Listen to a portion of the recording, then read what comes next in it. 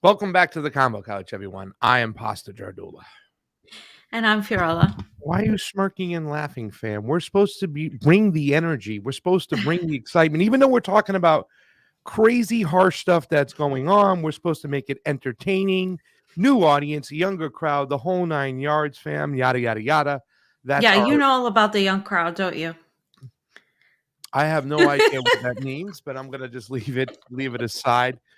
Listen, fam, we're going to jump right to it because our guest is up Yeah. really, really late to stay with us. But I got to say this much. As you know, ladies and gentlemen, you guys have been supporting our work, getting our boots on the ground in different areas. And this is why you watch the Combo Couch, not just for the guests that we bring here today, but we also follow her method of getting up off your ass and going to places and actually see what's going on. And we've hit some spots. We're going to talk about it today. Next year on the docket, Argentina's there. There's some breaking news out of Argentina that's just crazy. We're going to get caught up on that. We went to Peru, fam. There's breaking news out of Peru. But following what this person does, what I said, get up off your butt, go over there. It's important. And it's also amazing. 48 years old, 2 months shy of my 48-year-old birthday, I get my first passport and we start going to all these areas and start doing some reporting. And a person who does some amazing reporting in the Middle East for quite some time. She's actually there and can give us a great analogy of what's going on, fam. Who is she, please? Vanessa Beeley, duh. None other than the great Vanessa Beeley.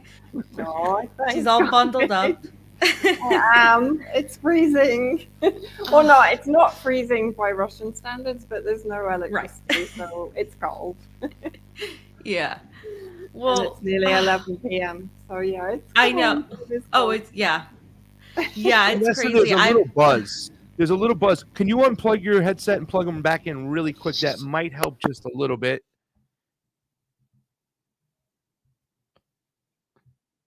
Then you have Now to I can't unmute hear. yourself real quick on the settings. Is that Eh, better?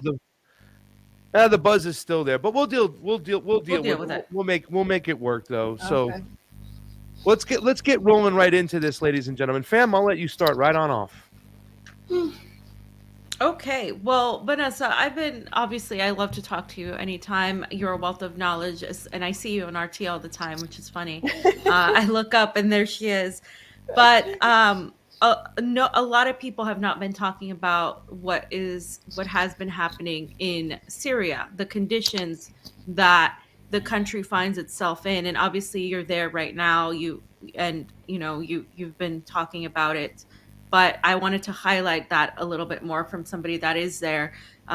You put out a post a few days ago talking about, well, if you want to complain about your country, let me tell you what's going on in Syria.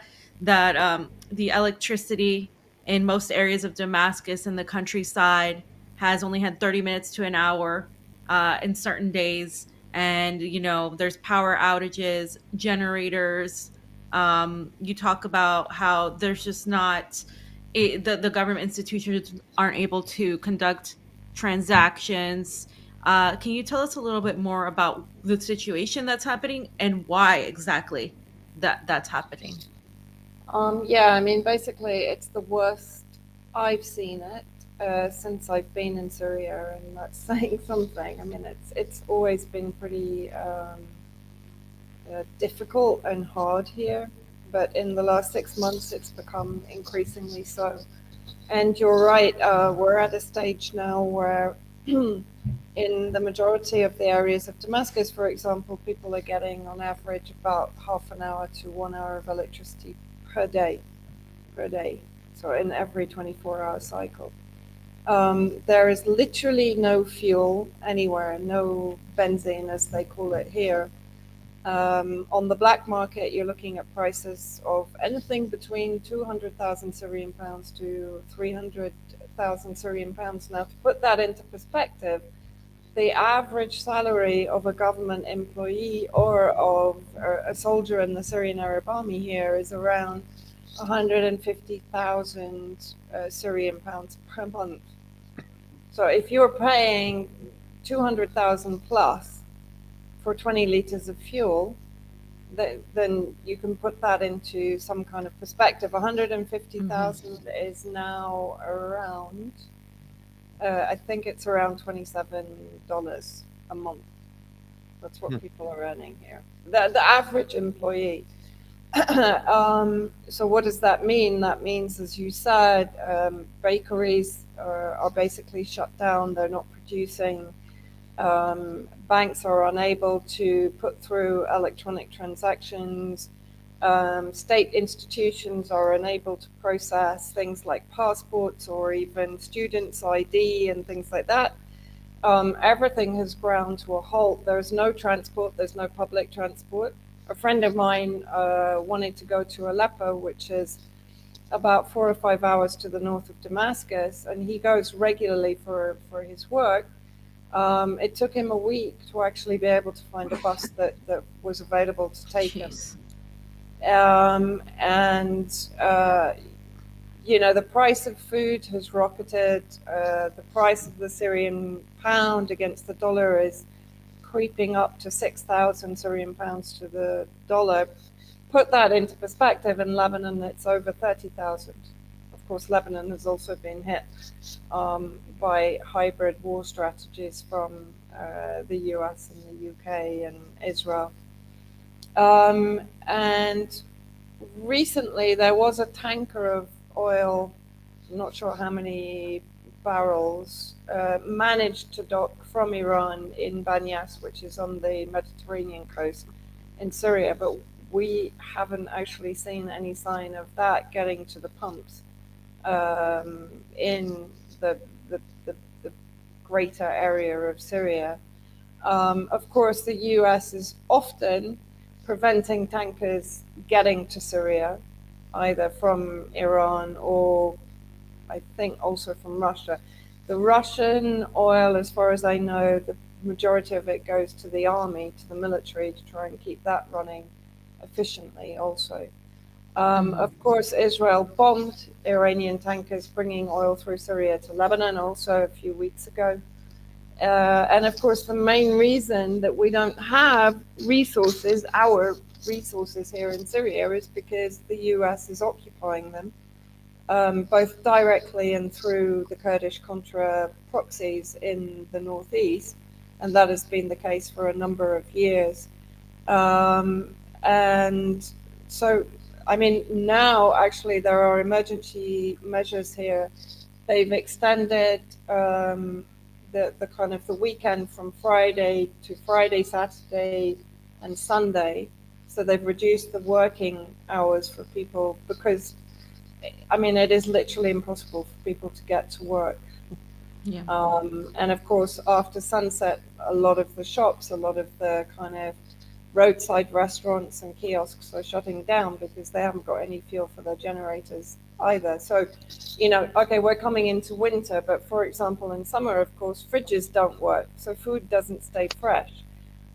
So people who can't afford to buy food, and what they tend to do for the winter is they make preserves and things like that during the summer, and then they live off that in the winter, and they've not been able to do that. So the looming starvation for a lot of people is a very real prospect at the moment.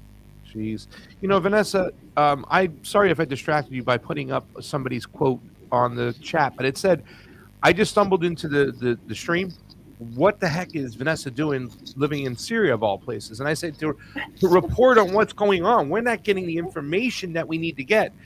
This is the one, this thread that was one of the most shocking, right? And it says, obviously, of all the issues will impact most of 90% of the population. And we've seen the videos back in the days of the drones, the Russian drone showing all this caravan of fuel and goods and services being taken out of the country.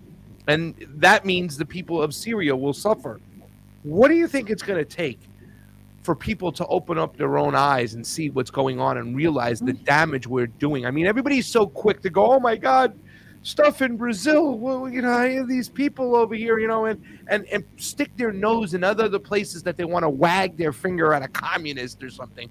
What is it going to take for people to see the death and destruction that the U.S. government, through their foreign policy, is creating in our name?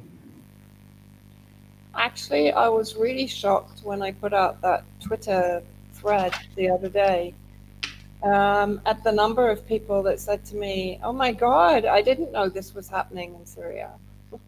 Like, Yeah. Jesus, guys, like we've only been reporting on this for the last 7, 8 years, and the war started in 2011. I mean, people were actually asking me, really? Has the US got bases in Syria? Like, what's the US doing in Syria? Yeah.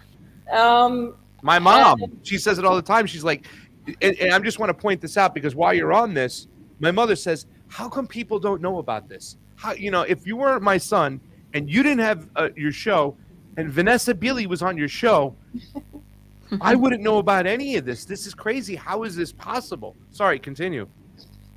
Yeah, I mean, I was a bit disheartened when I actually started getting like very basic questions on something that I kind of thought everyone was aware of. I mean, we've just had a recent UN report that was actually a really hard-hitting report. Forgotten her name now. Alina something. I mean, I published it up at my Substack. But she came to Syria very recently for about 12 days, and she visited pretty much all of the government institutions, all of the civil society organizations. She went to virtually all the areas that are currently accessible and spoke to medical organizations, to hospitals, to nurses and doctors. And she wrote an incredibly hard-hitting report that was published by the UN, which I was quite shocked about, actually. And in it, she describes in a very detailed way everything that is impacting on the Syrian people, the average Syrian person. 90%, as I said, of the population is below whatever poverty line you want to think of. And they are literally subsisting. There's no hope. There's very little medical care available, although the hospitals have done an incredible job in keeping going. But public health care, for example, is struggling because, for example, in the electricity outages, they don't have fuel now to keep the generators going. So operations, of course, are stacking up. They can't replace broken equipment or out-of-date equipment because they rely on getting the parts and the equipment in from Europe, for example.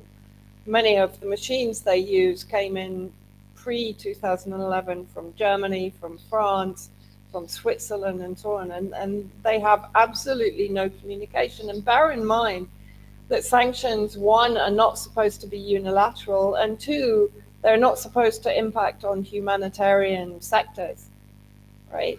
So this is the number one point I want to make here. People that think, yeah, but it's a non-lethal weapon. It's a non-lethal way of bringing a government to heel. No, it isn't. It is consistently and always an attack on the people, on the ordinary people. Why? Because sanctions are there to put enough pressure on the people that they will turn against the target government. Yep. And actually, we saw this in the last 2 or 3 days. There was a kind of uprising in Sweda, which is the Druze region to the south of Damascus and quite close to the Al Tanf American base, where the Syrian Arab Army has recently been running military exercises to get rid of the ISIS terrorist cells that have been implanted there by the US, of course. I mean, this myth that the US is here to fight ISIS is just ridiculous. I mean, they arm, equip, train, recruit, and enable ISIS to carry out operations against Syrian Arab Army and Russian positions. And so in Sweda, in the last couple of days, there was an organized kind of protest most likely funded by Israeli elements who, of course, since the beginning of the war, have had their eye on extending the annexation of Syrian territory from the Golan territories across the whole of the southern border. Why?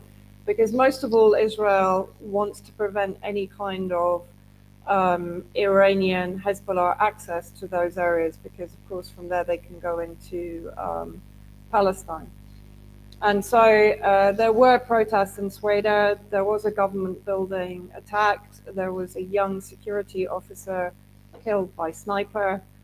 Where if we had that before in every single color revolution and Western orchestrated coup, of course, including in Ukraine and Egypt, etc., virtually everywhere that you've heard of any kind of Arab Spring or uprising or regime change, you will see similar tactics being used. The protests were stopped, but the government buildings were destroyed. As I said, one young security officer who had actually been in the army in Idlib and had relocated back down to Sweden because he thought to some degree it was more secure and safer there. He was killed in the protest. So, just along those lines, and this is, I guess, my last question on the subject.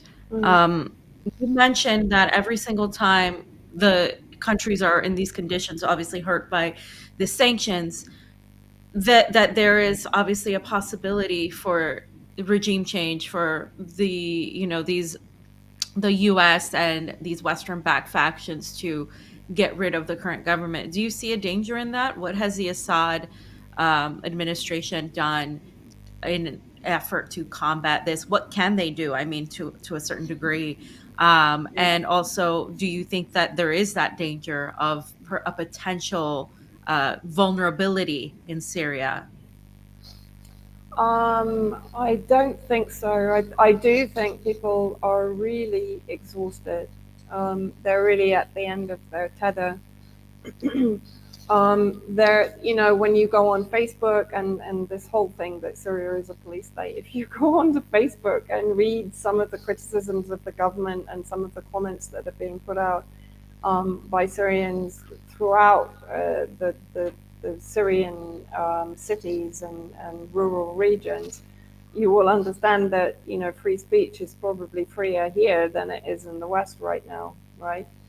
And I doubt very much that there will be anything along the lines of 2011, but the West is very good at pinpointing sectarian differences. It's trying to do the same thing in Iran right now. And of course, in Sweden has had a history of kind of considering itself almost as a little autonomous zone inside Syria. And there are a number of factions that tend to think a little bit like this. And that's one of the reasons why the Kurdish separatists have been able to be instrumentalized by the enemies of Syria to occupy the oil fields, to steal the wheat crops, to basically prevent the Syrian people having their own food, having their own water, and having their own oil, so their own resources, right?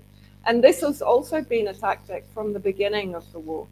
The terrorists almost immediately took control of electrical power stations, water supply, agricultural areas. It's a deliberate war against civilian infrastructure, against or against a country's resources, to prevent the civilians having access to their own resources. Yeah. So there is criticism of the government, but what you kind of need to understand in Syria is it's a patriarchy, right? In the West, we always think, yeah, but everything should be a democracy. No, guys, it shouldn't be. When you live in a culture like this, it's a totally different societal structure. It's a patriarchal society and culture. And the president is seen very much as this patriarchal figure. And the love for the president remains absolutely unshakable in this country. whatever criticism you hear, it's like kids complaining about their dad. They'll have a rant to you, right? And then, yeah, but the president's the red line, right? Yeah. So the presidency is almost a different or separate entity to the government, right? The presidency operates on a much higher level. So it's looking to future trade partnerships, economic partnerships, etc. Hence why it's been speaking with Belarus, with Donbass, with Donetsk, Luhansk, Russia, China, blah, blah, blah, right? The government runs the day-to-day business in the country.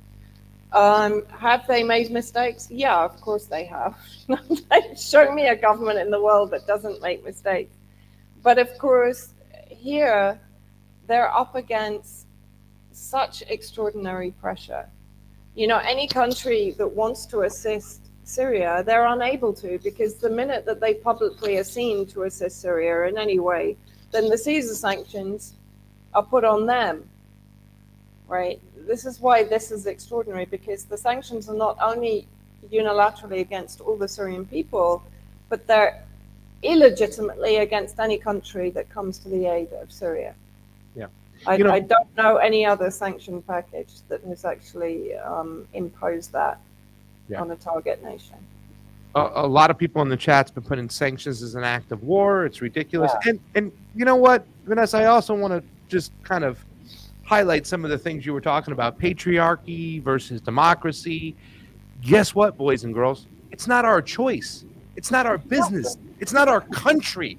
I still can't understand this American exceptionalism where we think we can go around and be the police people of the world because, hey, if we don't step in, China or Russia is going to do that. So we have to put our nose everywhere and we have to force our democratic ways on everybody. But staying with Russia and more importantly, China, because if those of us who've been paying attention to China's Silk Road, the deals that were being made, Syria is very important to China in the Silk Road. At any point, are we going to see them step in there, or are we going to see Russia amp up? Because Fiorella just asked, is there anything that Assad and the government can do with the thievery and the presence of the West in there? And I'm thinking to myself, I don't know if there's anything Assad can do. But at what point is Russia and China going to go, hey, man, this is too important to us. We're going to have to amp this up. I mean, I know I've asked questions like that, but this instability that's continuing to go on in Syria, you just got to think, I mean, it's complete thievery at this point. You just got to think that some form of the international community that's opposition to the West is going to do something. Yeah, I mean, I suppose from a realpolitik point of view, both China and Russia are probably kind of waiting for Syria to get itself back on its feet before they really start looking at major investment. And as I said, the Caesar sanctions are a big deterrent for any nation that's looking at investment or looking at getting involved in reconstruction or setting up businesses. Having said that, actually the UAE is establishing slowly and quietly sort of technology, service industry businesses here, which are offering employment now to some highly qualified Syrians here.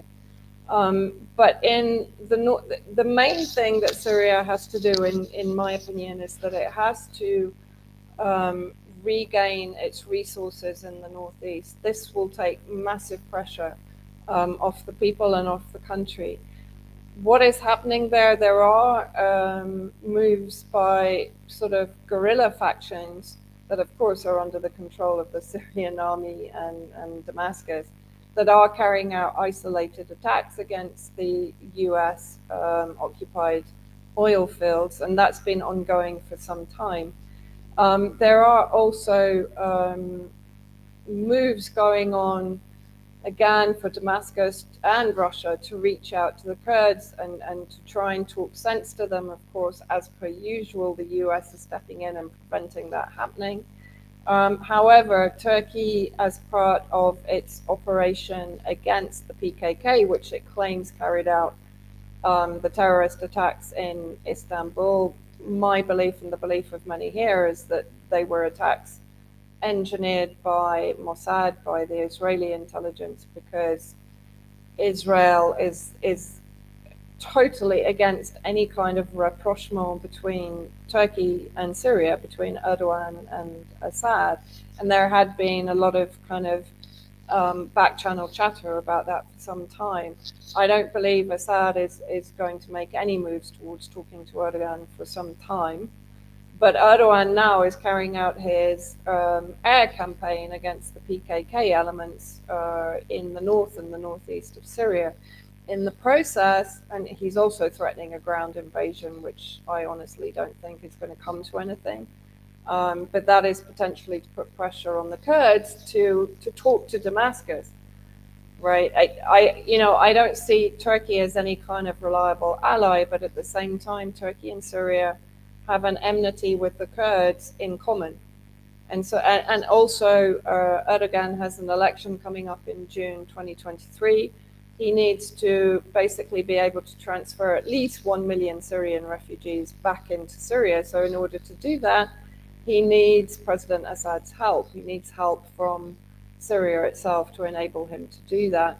So there is a potential that the Turkish military operations are going to force the Kurds back from the border between Syria and Turkey and enable the Syrian army to take their place there, and to guarantee security for their own border, but also for Turkey. As part, there is an existing agreement between Turkey and Syria that Syria must provide security for Turkey against the threat of any Kurdish separatist incursions into Turkey also. So there is potential for that. There's a lot of complex situations inside Syria right now. And Russia is, Chaiko, who's the head of the military in Syria, recently went to the northeast to try and persuade the Kurds to come to some sort of negotiated agreement with Damascus. But of course, what happened 5 minutes later, I call them the men in black. There's always like 6 or 7 American officials turn up with their black shades and their flash suits, and they come in and I don't know what they do, if they offer money, if they threaten. But the interesting thing is the Turkish operations have actually damaged quite a lot of the oil fields in the last few days. Now, that's not good for Syria necessarily, but Syria has the ability or the capability to repair those oil fields. The Kurds don't, right? So in the last 2 days, the Kurdish stroke American revenue has been severely affected. That could also play into Syria's hands, Syria and Russia's hands. I think it's difficult to expect China or Russia to publicly be seen to be financially helping Syria right now. As I said, the situation is too precarious, and there are too many elements at play. But I think people should be aware that Russia does do a huge amount on the ground here in Syria, a lot of which is not publicized, a lot of which is not talked about. For example, even during the Israeli attacks, the air defenses are manned not only by Syrians, but they're manned also often by Russian forces. Russian forces act as advisors in the maintenance of the air defense and so on. So there is a lot of there's a lot of complexity to this conflict and to the entire situation in Syria that, it can't be summed up as a kind of video war game scenario, which a lot of people on social media kind of tend to do and have been doing also about Russia and Ukraine, actually. So kind of shifting a little bit, but also I just wanted to comment that Russia has a very complicated relationship with Israel.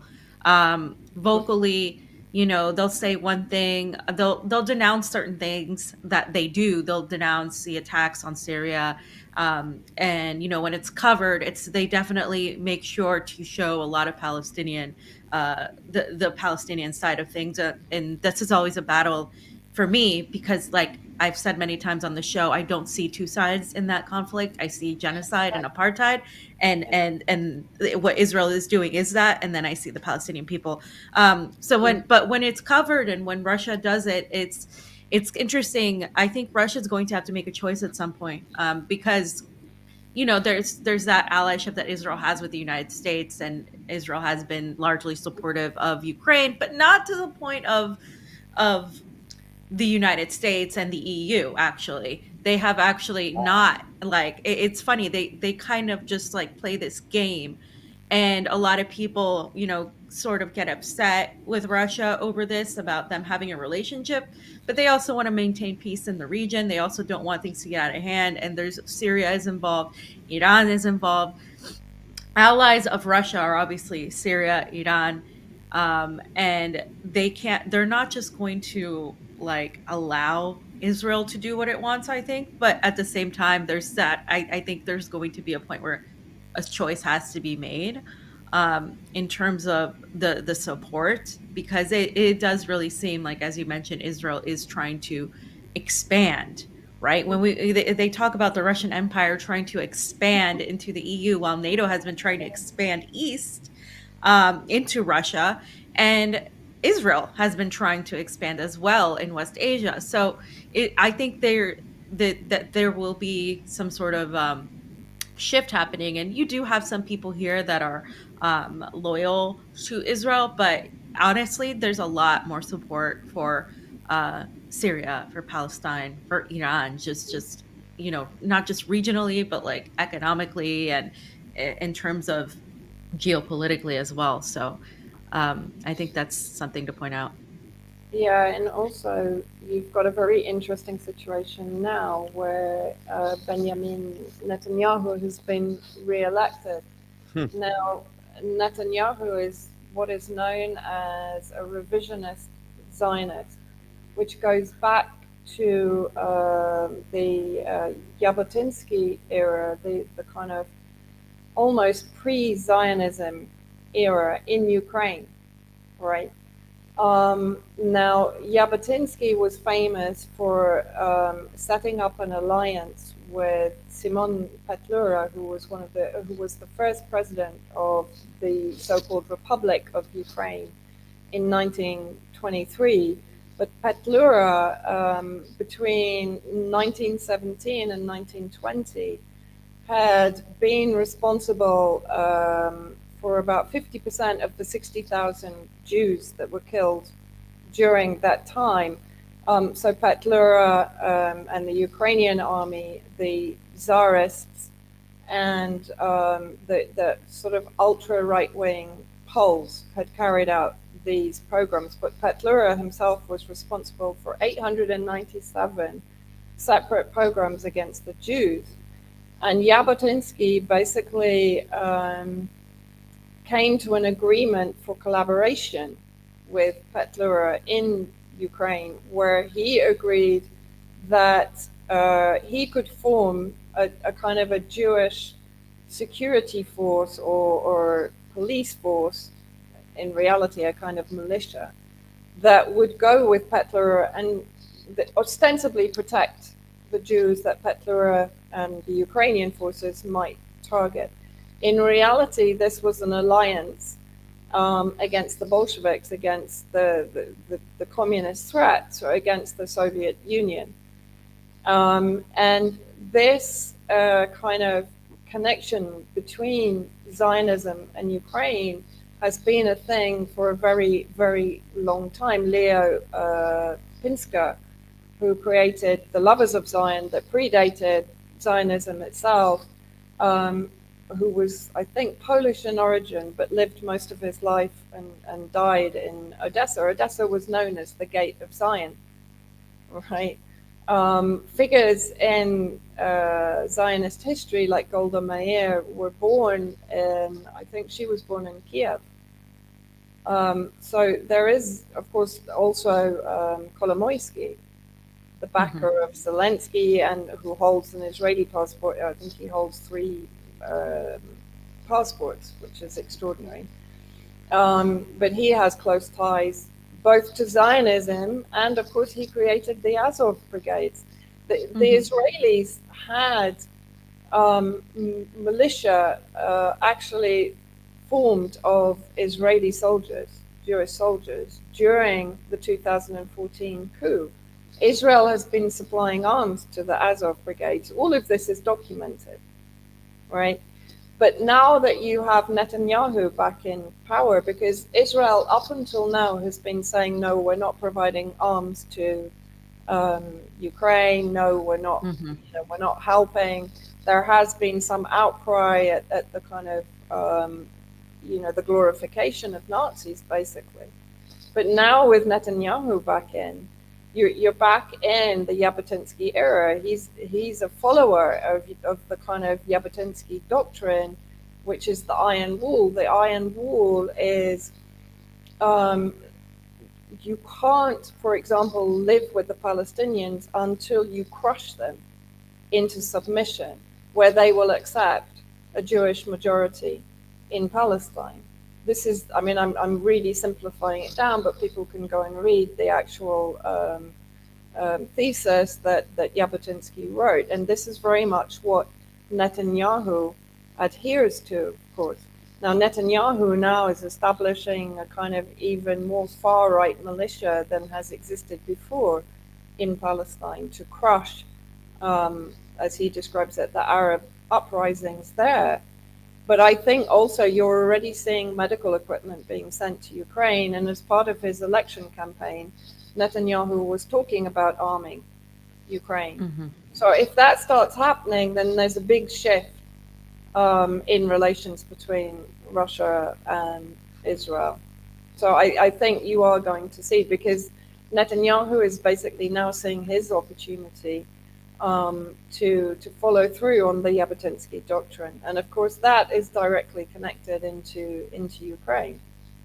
Yeah, isn't it crazy how Netanyahu got to step out for the whole COVID shot situation that they were still critical to citizens, and then he's right back in after all that crap happened? It seems coordinated, and somebody did put this here in the chat. I'm going to hand it over to the fam because I know she's got a lot of questions.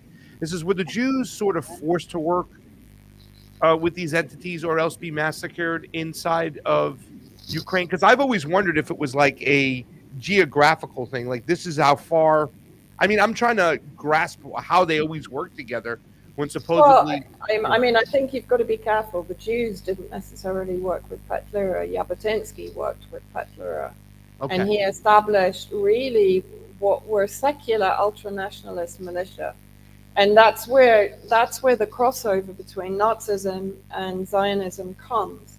When you take out the religion, when you take out the Jewishness, and you look at it as an extremist, racist, apartheid, ultra-nationalism, then actually they work pretty well together, right?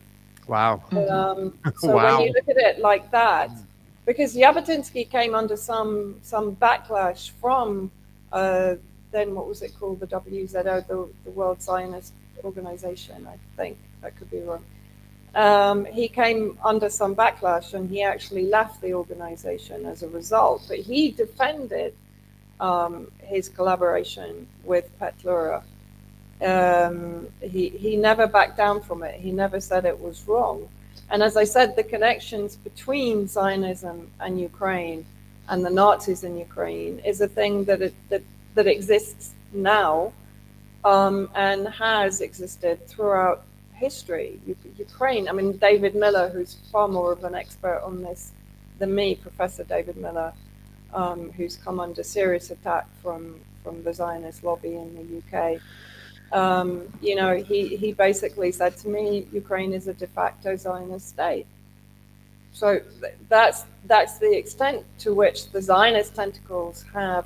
And I remember, actually, sorry, just an aside, I remember after the Charlie Hebdo attacks in Paris, I don't know if you remember them, but almost immediately afterwards, the Jewish European Parliament was formed.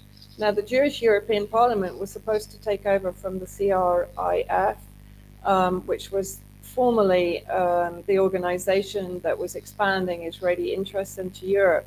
The Jewish European Parliament was established with Ukrainian billionaire money.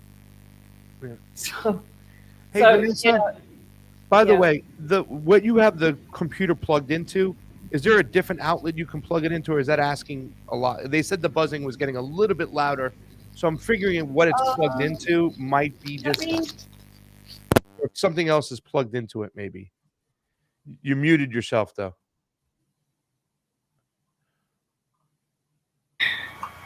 Is it better now? It's a little echoey, but it's better than the buzzing. So we'll go with Okay. that. Sorry, Fran. right. Go ahead. Okay.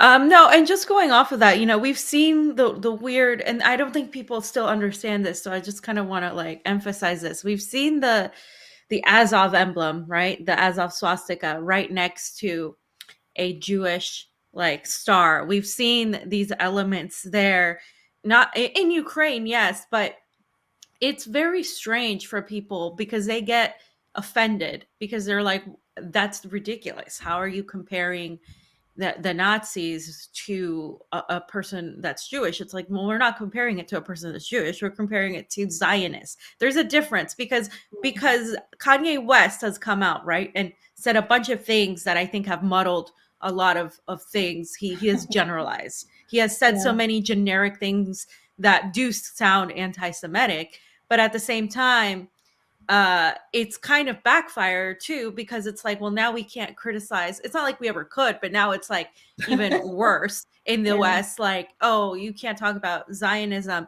But if you, like you said, if you take out the part of Hebrewism, of the religious aspect of it, and you just look at like the extremity of it, the extremity Mhm. of we are better than everybody else and we are the chosen people, then it's literally the same thing. So it doesn't surprise me that there are these connections. And I guess just my question is, were these connections only limited to Ukraine? Because after World War II, we know that there was Operation Paperclip, where several Nazis were, of course, adopted and like smuggled into Latin America, primarily Argentina, parts of Chile. And then, of course, you had the very pro-fascist type of governments that arose out of that. You also had some of that in Spain under the Franco regime. And then, of course, you have what the state of Israel became. And a lot of people are saying, well, the people that became the state of Israel were actually, some of them had very close ties to actual fascists, to actual Nazis, and they were not the same people that were murdered in the concentration camps. And there's just so many rabbit holes you can go down that. And I'm not trying to suggest that just for the record, that Jewish people are Nazis in any way, shape, or form. I am saying there's an extreme group that has had close ties to that I think goes just beyond Ukraine, but Ukraine has always been, a huge component. Yeah, I mean, I think it's no different to if you, for example, consider the Muslim Brotherhood, which is the political arm of Sunni Islam. And yet many people will describe them as terrorists in suits. Why? Because they have the very similar kind of elitist, racist, supremacist views, extremist views, right? Wahhabism is still a branch of Islam, but again, it has this fanatical element to it. So when you take all of these branches of a religious core and you see the connection between them, like there's a reason that Israel is able to now build bridges with Saudi Arabia. Why? Because it's been working with Saudi Arabia on destabilizing Syria and Yemen, just as two examples, right? Israel is also involved in Yemen. And I think, people get kind of hung up on the religious aspect, right? But when you take it out and look at it from, as I said, an ultra-nationalist secular perspective, then you can see how all of these movements actually connect together, right? From Muslim Brotherhood to Wahhabi, which is, effectively ISIS, to Zionism, to Nazism, right? And so you suddenly start seeing the common threads between all of them. And of course, all of them have been created and are being instrumentalized and weaponized by who? Predominantly by the UK, actually, but of course now by the entire kind of Western oligarchical cabal, right? And also, yeah, you talked about the importation of Nazism. For example, the Victims of Communism, which is one of the biggest organizations in the US trying to criminalize and demonize China. Yeah. They were actually established by a guy called Lev Dobryansky, who's a Nazi imported from Ukraine at the end of World War II. You got to send me those links. Zbigniew Brzezinski. Yeah, right? You got to send any links you got for that too as well. We got to get that out there because I'm so sorry to interrupt, but there's a Victims of Communism bill in Florida that DeSantis pushed, and if I can show links to Nazis, I would love to do that. Please continue. Yeah. No, I've done a couple of interviews on it actually. Awesome. And then, of course, because I've been looking into the medical assistance in dying in Canada.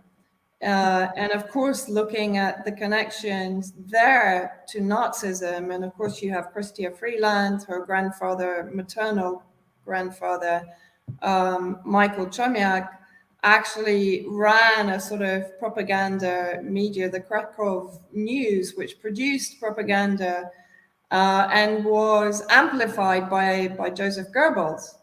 Right, so there's a very strong connection. Of course, Freeland tried to brush it off by saying, no, he was an insider, he was working for the resistance, blah, blah, blah. But there are the Chomiak papers. There's a huge amount of research out there now proving that he played an instrumental role from within Ukraine in promoting Nazi propaganda. And that included the T4 euthanasia programs and the enforced sterilization, of course. And at the end of the Second World War, the majority of Ukrainian refugees were former Banderites, OUN, so the ultra-nationalist Banderites. And of course, Freeland also wrote for 2 Banderite newspapers in Ukraine before she got into politics.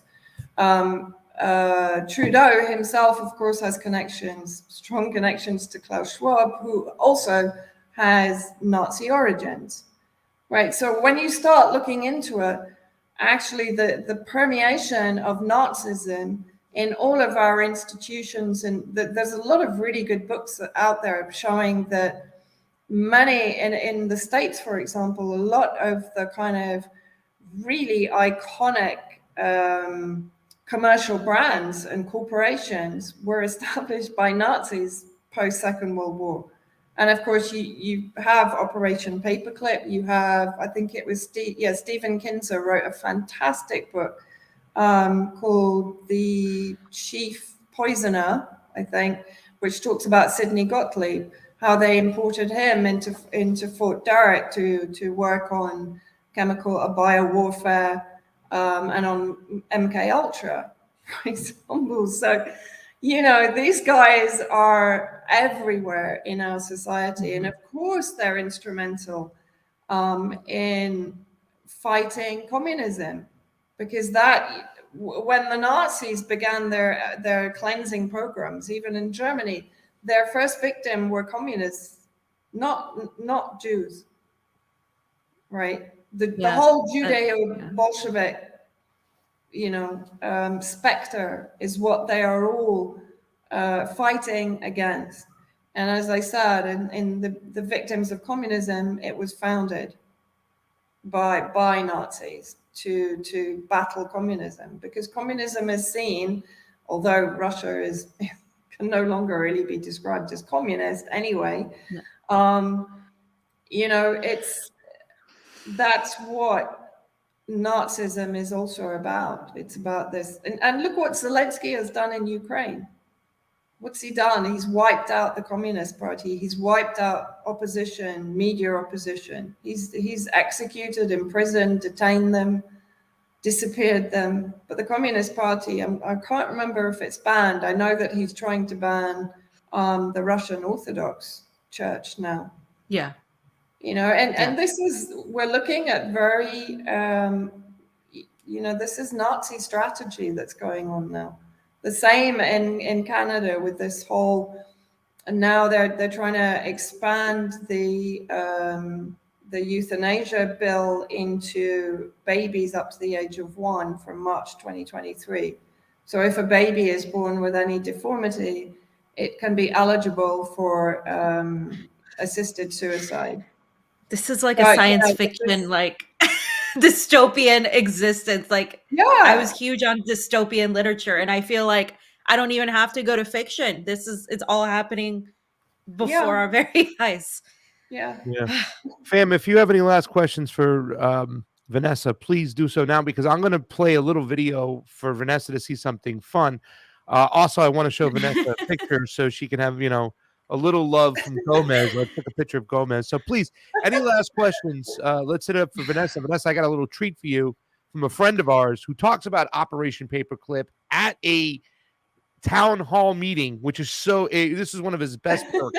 So fam, go right ahead, please.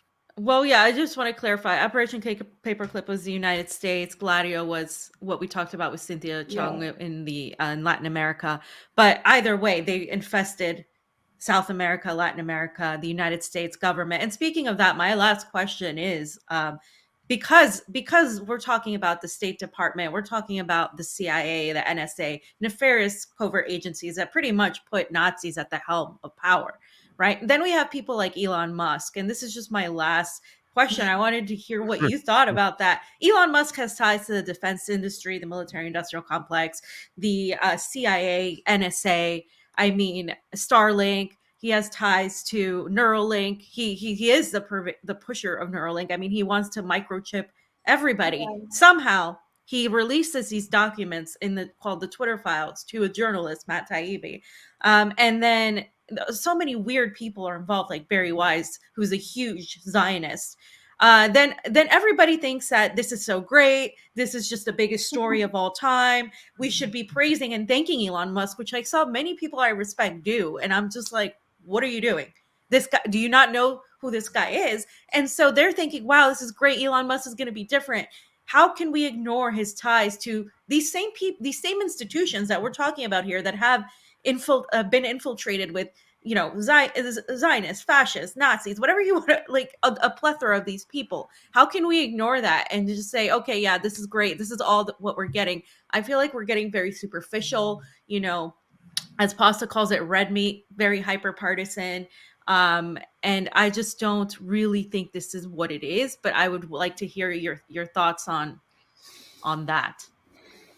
I suppose I tend to look at it that of course he's part of the billionaire complex. Of course he's part of that whole oligarchical structure that is trying to kind of mind map us and put brain implants into us and envisages a kind of hideous transhumanist AI future for us. Yeah. But I do also think there is going to be some kind of schism within that entire complex. They're not all going to agree with each other all the time, and there's going to be fallings out, as there is in any math. Going to be some kind of disagreement and falling out, and someone might step out of rank for a while, just to piss them off and just to get them to agree with them, and so on. And but I think the danger is people kind of suddenly forget all of his connections, all of his intentions. And this oligarch becomes the good oligarch because they've done something constructive, rather than thinking, well, okay, yeah, but he's still an oligarch.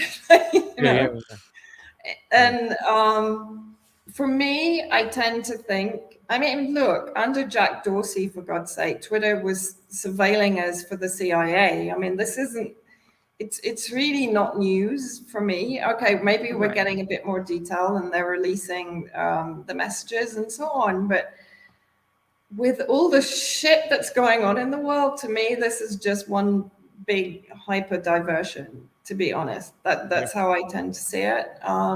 Maybe I'm wrong. Maybe it's the biggest thing since Watergate. No, you're right. No, you're right. You're right. You're right. No. My gut feeling is don't get too pulled into it because, I mean, for God's sake, we all knew they were doing that anyway. Okay, yeah, now they've released the messages. He sacked a few people, or he sacked most of the Twitter team or management, as far as I can work out. But, you know, I think with anything like this, I tend to think, okay, profit from the going while it's good, but for God's sake, don't think they've got your back. They haven't. No. You know? Couple things I just want to highlight from this before I show. By the way, this is what I wanted to show you. There's Gomez. Ma'am, he took over the combo couch. It's his now. It's the Gomez couch. You can see him. I came out yesterday morning, and this is him. I'm like, what are you doing, Gomez? What are you doing? You're embarrassed. No shame. He's doing He doesn't care. He doesn't care. Look at this. Let me make this. Look at this. Look at this dog. Look You're at just this showing dog. everything Gomez has. Whatever, dude. Let Gomez be embarrassed. I love that dog. That dog is amazing. Some of the things I want to point out too, by the way, just some of the highlights. I'm going to play this last video because we're talking about Operation Paperclip and how we have to get this across, because the Americans in the West have no problem working with Nazis. We never have. It's always been a lie to us in our empire education that the United States military was the Captain Americas going around the world, standing up against Nazism and spreading democracy. But you also talked about something. You said sectarian differences. I think that's very important to understand what sectarian differences are, because if you understand what that is, then you understand the methods used by the CIA and other intelligence apparatuses to keep people pitted against each other. So that's a very important word. And you also mentioned Israel's involvement with Yemen. On this show, we talked about the islands of Socotra. What's going on over there? There are some maritime geographical locations that Israel wants to secure throughout Yemen and near Yemen. So that's why them and the EUA have gotten involved. And we've also pointed out the EUA, the United UAE. Arab, I'm sorry, help say it again. UAE, right? UAE, That's thank you. what I get mixed up. My people are going to come after me. UAE. Them getting involved and getting some drones from China to help kill some of the Yemenis. So that's why we also say there's also dirt on some other people's hands we have to pay attention to. But thank you so much, Vanessa, for coming on today. Anything else you got to tell everybody before I play this little video so you can watch it on the way out with us? No. Thanks for having me on, guys. We love having you on. You're one of our favorites. You can catch Vanessa. She's on Twitter. She's got a wonderful Telegram, and she's awesome.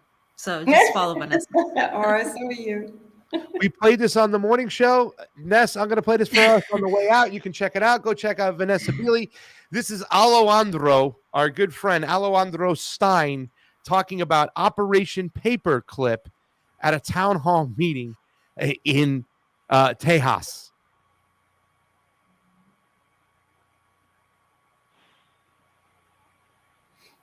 Yo, what up, Council? It's me. They call me Alejandro Stein, but I'm formerly Alejandro Stein now. I go by Ya, and I actually represent the new Kanye West 2024 presidential run. So this is a big deal for me to be here today. I know you guys are politicians yourself. As a guy that's representing a politician, we had a bad week. As a PR guy, Kanye didn't have a good week, right? And we know this. And he said some stuff about Hitler. And let's just say, when it's at the record state, Hitler is bad. Hitler is no good. Hitler is the most disgusting, repugnant human being of all time. I think we can all agree on that. But see, there's some other guys. There's this thing called Operation Paperclip. I don't know if you're familiar with this, but in Operation Paperclip, it was a secret United States intelligence program in which more than 1,600 German scientists, engineers, and technicians were taken from Nazi Germany to the U.S. government for employment after the end of World War II. And between 1945 and 1959, it was conducted by the Joint Intelligence Operations Agency, and it was largely carried out by the special agents of the U.S. Army's Counterintelligence Corps. Many of these personnel were former members, and some were even former leaders of the Nazi Party. Did you know that? Do you know a guy named Werner von Braun, former Nazi, created our space program? So I just want to say, Hitler is a bad Nazi, the worst Nazi, the worst kind. The Operation Paperclip guys, the 1,600 Nazis that we brought over from Germany, those are the ones that were, at the time, I guess they weren't considered that bad, I guess, at the time. Because, this guy, Werner von Braun, the guy that brought us to the moon, he was actually a rocket scientist. And what he's famous for, Werner von Braun, you can look at his tombstone. It says 1901. The Psalm 19:1, the firmament showeth his handiwork. It's weird that he put that on there. But he is famous because he's a rocket scientist, Mayor. Let me tell you something. As a rocket scientist, his rockets decimated Poland. He killed thousands of Polish people, Werner von Braun. And in America, through this thing called Operation Paperclip, we said, hey, Werner, why don't you come work for us? And why don't you start our NASA program? And guess what he did? And he did a heck of a job because he supposedly got us to the moon. So my point is, Hitler is bad. And as a guy representing Kanye West, we got to talk about history. World War II was the worst thing ever. The Holocaust was the worst thing ever. But after the Holocaust, there's this thing called Operation Paperclip that I don't know if a lot of people know about. So I just think that we should get that for the Yay 2024 campaign. We just want to say that, we are pro-Middle East. We are actually, pro-love. We want to love each other. We don't want any hate. And I think that if you just look at the history of the United States government and our involvement by actually hiring actual Nazis to come work for us, it kind of seems weird, don't you think? Like, I would not hire a Nazi. I don't know about you. The last person I would ever hire to be a rocket scientist or to run our NASA program would be Werner von Braun, an ex-Nazi. But Kanye, the guy that I work for his campaign, you say one bad thing, you get canceled. So imagine that, Marimont. Imagine the hypocrite. And remember, you guys are all hypocrites because you're afraid of letting me speak. Me, myself, because I went viral. You're creating a whole new meeting at a different time because it cannot be filmed. I'm just going to say, Mayor, I'm leaving. But think how scared you are. Hey, when you cut a man's tongue out, you don't stop him from talking. You're afraid of what he might say. Well, you're a coward. You're afraid of yourself. Okay. Marimont, you can be afraid all you want. If I'm going to keep coming, I'll be able to talk an agenda. I'm just saying, you're going to try to end it, you're going to make it way worse. Just so you know that.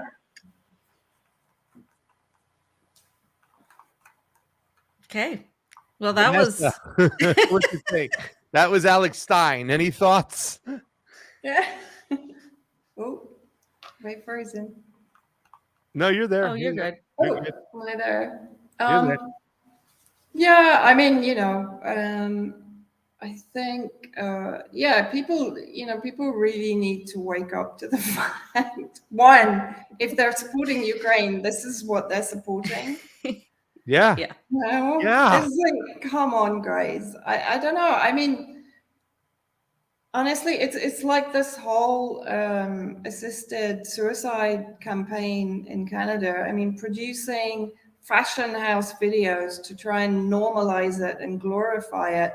It's no different to Goebbels commissioning the film, and I can't remember the title in German, but in English it translates as I Accuse, and basically it's a film made in 1941 about a woman that had multiple sclerosis and who begged her husband, who was a doctor, to kill her, which he did, and he then had to go to trial. And this kind of romanticized version basically normalized and manufactured consent for the Nazi eugenicist T4 program, right?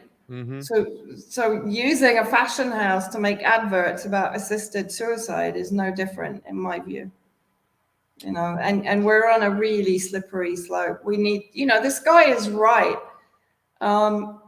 Nazis are bad. Like, I think I put a tweet out saying, why do I have to keep arguing this? This is just weird, Yeah. Why do I have to keep arguing Nazis are bad or Al Qaeda is bad? It's insane. Because we live in a cartoon. So that's why. Love you guys. We love you. Stay love you, Vanessa. Stay warm. Please come back on soon. I'm sure we'll see you in the morning show, Combo Couch again. Your work is amazing, and it's just we can't thank you enough. Have a good night, love. Vanessa Beeley, ladies and gentlemen. And I appreciate Vanessa for staying this late because I know she wakes up super early. You know, I I have a long night to go, so I'm drinking tea because Fam, Russians are you drink back on tea. the desk tonight, or are you done? Yeah, I'm back on the desk tonight. I Okay. start working the moment I do the combo couch, and then I pretty much work until Yeah, yeah. 9:30 in the morning. But this is the So last day of 5 days, right? yes, And then you have yes, the next 5 days off. yes, And I where are you do. going? Thank Are you God. going frolicking? I might go Gallivanting? somewhere. Yeah, I have plans. I might go ice skating as well, so we'll see. Ice skating. Mhm. Yeah. Mhm. Yes. Guys, we have almost 300 people over on that. Guys, we need you to do us 2 favors. You need to go over to that Rockfin. Chili Love, Lucky Burrito. Do us a favor, share that. Now, listen, we're premium only on Rockfin today, but that means you can always watch us on YouTube or Rumble. We're on Rumble as well. We want to build that Rumble platform. Rumble platform is going to be one of the better platforms, ladies and gentlemen, because we can't do the COVID stuff and the election stuff on YouTube. We're going to go Rockfin Premium only. We understand too, and I don't know if you know this, fam, they raised the price of the monthly subscription to $14.99. No. Yes. No. Yes. That's not cool. I know, but here's the thing. What they're going to do, and starting in January, and just in 1 month, they're going to allow us to do an individual premium price just for the combo couch only.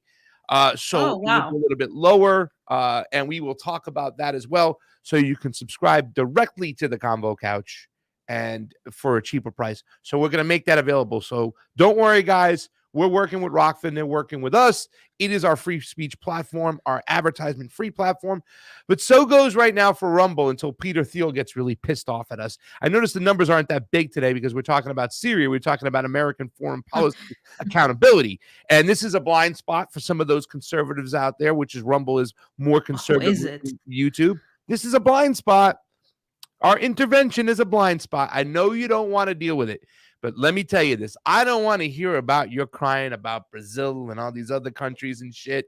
Clean your own house. 1,000 bases, hundreds of coups, millions and trillions of dollars to destabilize what she talked about. Look at the sectarian differences. Pour that money on there to keep people fighting with each other. How is that Christian-like? You damn straight. Okay, guys. So let's get to the next subject. By the way, let's do it. We did get a Super Ray from our good friend A-Rem. Combo Couch rocks. My favorite. Thank you, Aram. My favorite too. Hit that thing button. Thank you, Aram. Family, when you say something, oh, that's right, I'm going to go like that. I'm going to go give you a little, that's right. So let's get started with the next subject. I'm going to blaze through it, fam, because I know we had a lot of stuff going on. You got a long night of work, but there is some stuff going on. There's breaking news all over the place, fam. So it's that time of year, fam, when we got to get the budget approved, and there's deals that need to be made. Now, I'd just like to say that the Republicans are no champions on pushing back against COVID protocols. In fact, they've stayed silent through a lot of this crap, fam. And silence is violence. Thank you.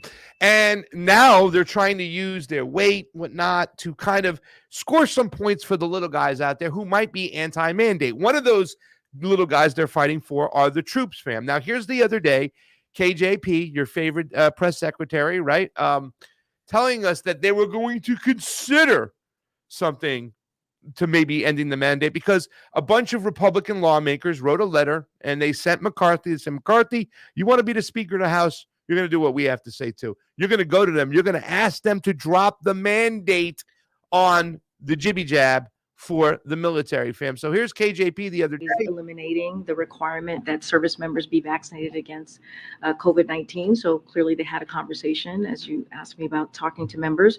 The president told him that he would consider it, but also made clear that he wanted to consult with the Pentagon. And since then, as we've all heard, the Secretary of Defense has recommended retaining the mandate. That's because the COVID vaccination requirement was put in place to keep our service members safe and healthy and prepared for service. And I would remind, I remind all of you that the Pentagon has a range of vaccines it has long required. So this is nothing new. This is, there's history here. There's precedent. Leader Sam, you want to tackle that? I don't know if you heard that, but that's a car crash right there. That's lies after lies after lies. Yeah, this is nothing new that there were mandates, but these are new mRNA injections. We don't know what the long-term study is going to be about this. This was under emergency use authorization. This is a lie. This is a lie. But I mean, once again, it's so they can probably score cheap political points, that being the Republican, and they can go back and forth behind kabuki theater, fam, to make it look like they're actually doing something for the people. But they've been silent for so long. And now everybody's going to concentrate on that little aspect of it once they have it removed, because I have it over here. And let me bring it on up, fam, because breaking news, they've decided, and you can go to, I'm going to go, fam, I'll let you pick. You want to go to the AP News or you want to go to the Hill? Which one? You pick. The Hill. Let's go to the Hill one, okay? Because both of them have the same kind of, rhetoric and narrative. Oh, we're really concerned. This is a big thing. We want to keep our troops safe. She went to Lloyd Austin, and Lloyd Austin's like, yeah, we got to keep the troops safe.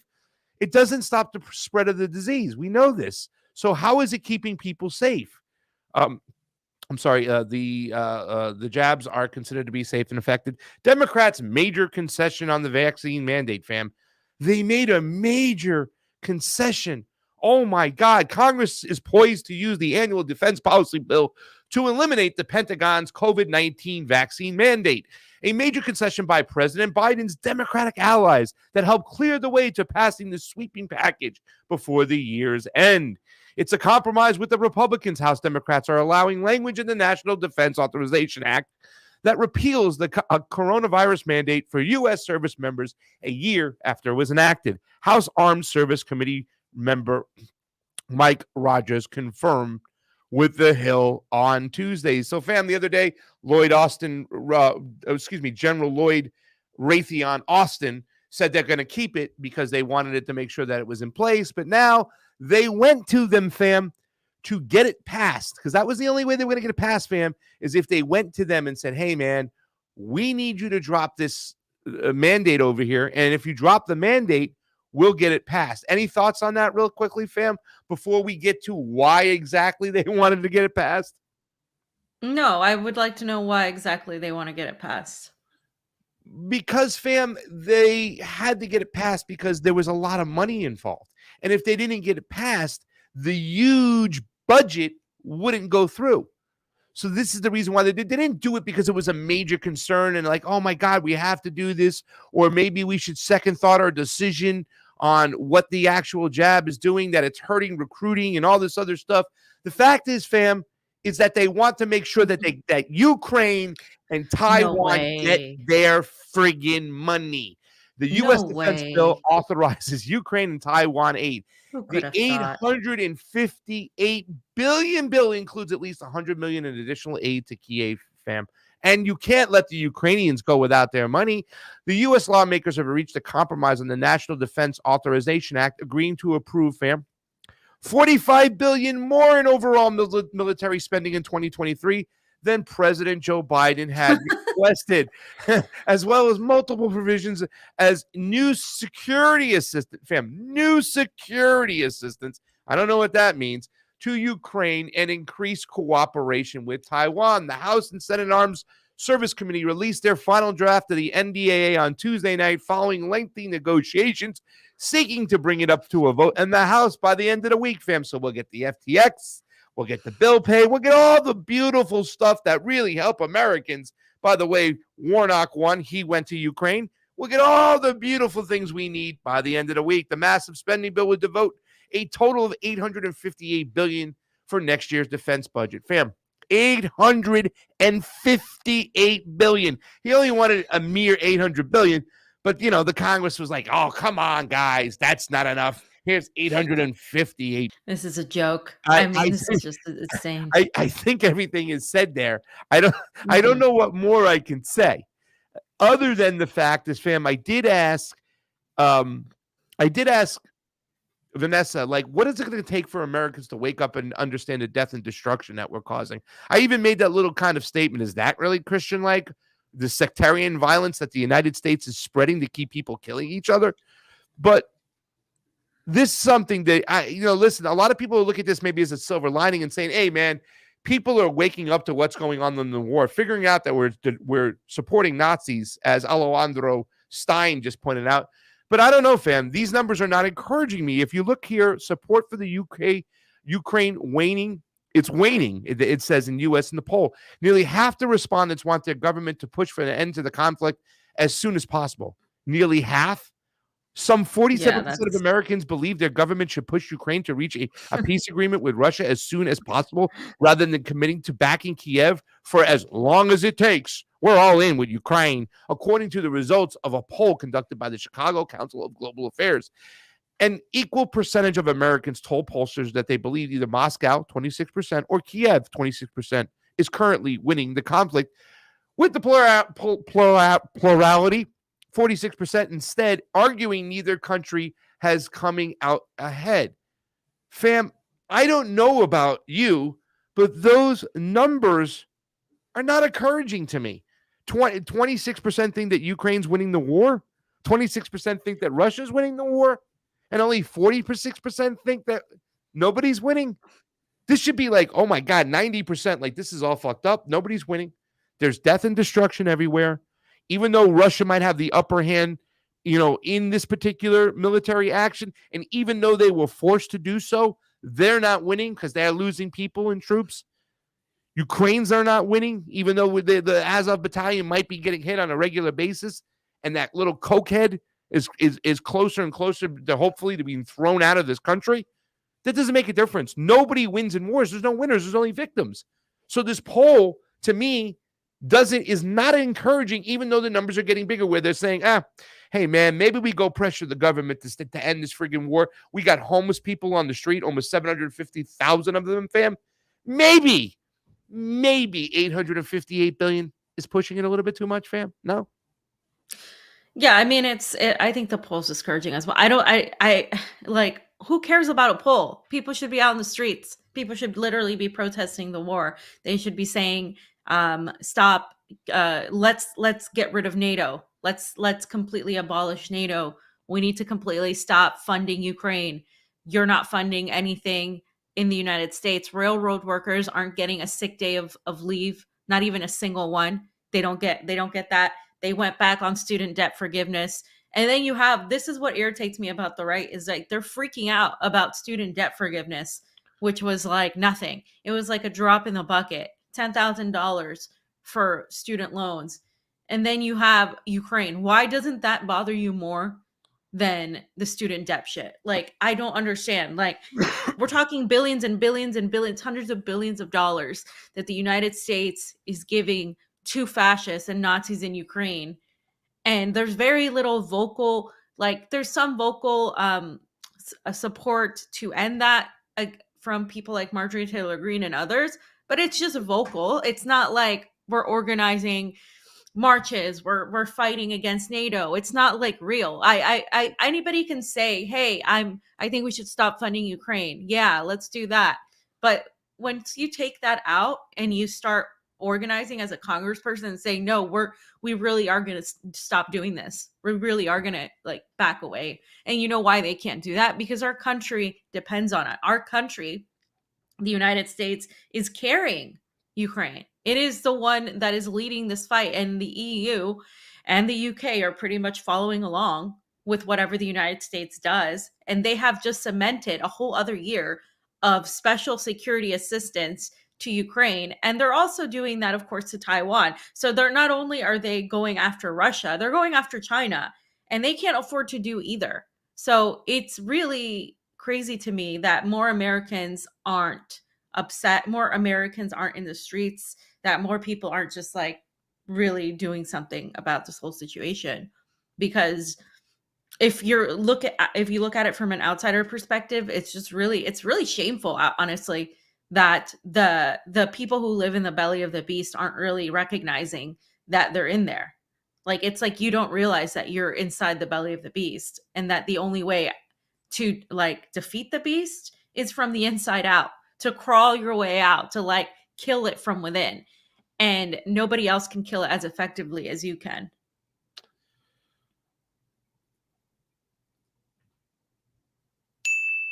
That's all I got to say to that, fam. Great stuff. I mean, yeah. The the budget is just freaking out of hand. And you are right. And I, in my mind, I'm thinking about the whole, like, yeah, I get it when people say, like, the libertarians who say, when we talk about the student loan thing, the libertarians are like, well, where's it coming from? Because they want transparency across the board when it comes to the finances. They want to see how every dollar is spent. And that's just, the way they are. I think for some of the conservative side is where they feel a little bit upset by it. Like, oh, well, why? What are we going to do for people who didn't go to college? What are we going to do for people who already paid their loans? That's kind of like, but you're right. Like, all right, if you want to have that point of view, but why aren't you standing up and jumping up and down with this freaking crazy defense budget and the fact that they're arming Nazis in Ukraine at a way more higher, much alarming rate financially than this little dinky $10,000 that's going to go to help people, regardless of whether you agree with the fact it's still going to within our own country, and it's still helping. And that's what you always talk about. Why don't we keep it at home? Why don't we made in the USA? Well, what? These are not American students. You're right, fam. It just gets me. It gets me thinking. That's all I got to say. Thank you, Abram. We already had thank you, Abram. You want to get to the next section, fam? Yeah. All right. So your boy, I don't know if you know this, fam, but he's now nominated. Yeah. I just wanted to point this out. The year. It's okay. He's Jewish. This is a meme by INN.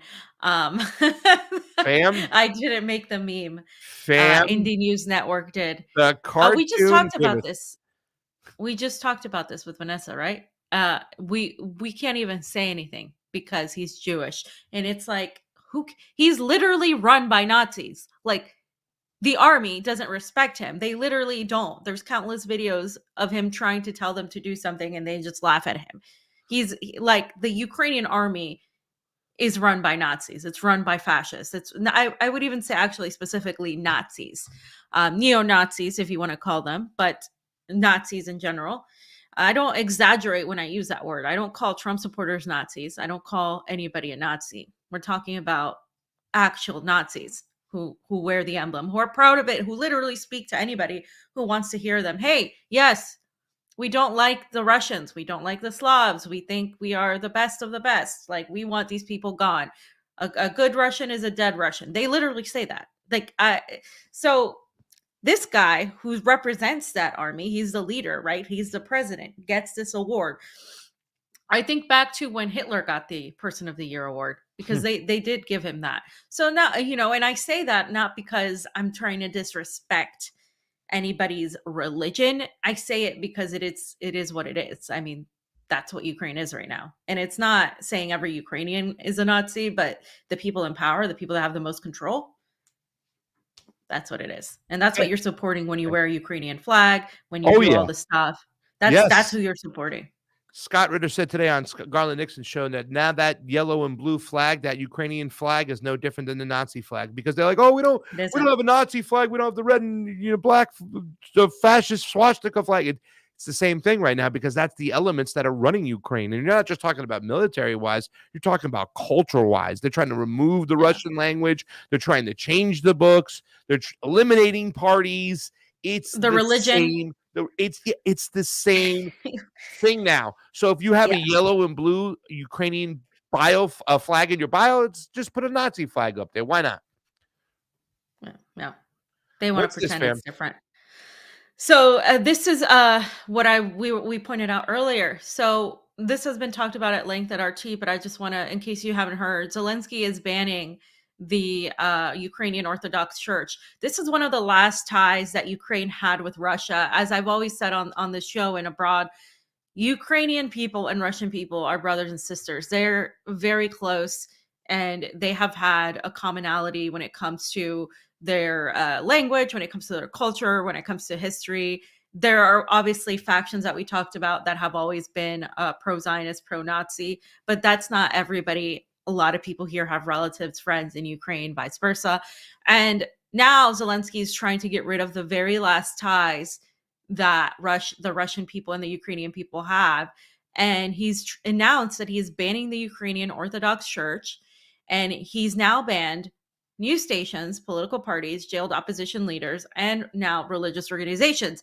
If Zelensky wasn't Jewish, if Zelensky was a German guy with a mustache, you would say that this was Nazism. You would say that this is fascism. But because one, he's Jewish, two, it's Russia that he's doing this to, that's acceptable. And that is what I have the most problem with, the hypocrisy of people who still want to say, and I was listening to your debate yesterday and I was getting heated. I was like, I need to be in this debate. Yeah, I thought their fucking reasons for saying Putin doesn't have he shouldn't have gone in there, like he didn't have justification, were really stupid. And it was just really, really dumb reasoning. And this is why you don't put someone like me with a libertarian, because I'll shut that down in 2 seconds about how you're virtue signaling like, oh, war is bad. Well, I want to see how gun-toting pro-Second Amendment I'm pro-Second Amendment. Pro-Second Amendment libertarians feel when somebody comes attack you in your house and you don't have, and you're just going to say, violence is bad. We're just going to step aside and let them kill us. That's exactly what you're asking of the Russian people and the Russian Federation to do.